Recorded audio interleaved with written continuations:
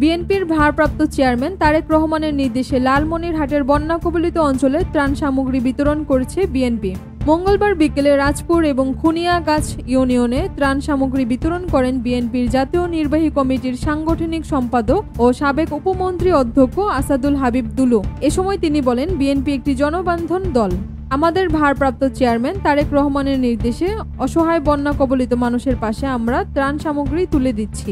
এরপর কৃষকদের জন্য ফসলি বীজ এবং সার বন্যায় ক্ষতিগ্রস্ত কৃষকদের হাতে তুলে দেব। জানা যায়, বন্যা কবলিত প্রায় 500 পরিবারকে ত্রাণ সামগ্রী তুলে দেওয়া হয়। লালমনিরহাট জেলা প্রতিনিধি মোস্তাফিজুর রহমানের রিপোর্ট।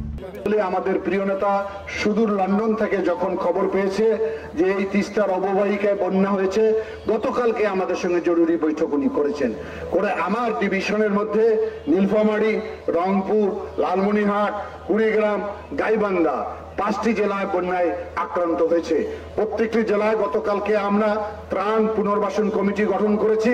এটি আজকে হয়তো আমরা সামান্য আপনাদের জন্য নিয়ে এসেছি, কিন্তু এটা ধারাবাহিকভাবে অব্যাহত রাখা হবে ইনশাআল্লাহ। এবং বন্যা উত্তর পুনর্বাসনের কর্মসূচিতে আমরা হাত দিব।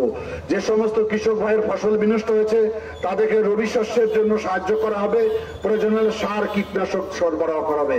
আমরা কিন্তু সরকারের পক্ষ থেকে যতটুকু আমরা নিয়ে এসেছি আমরা সেটা আজকে বিতরণ করব, তারপরে আমরা খুনিয়াগাছে যাব।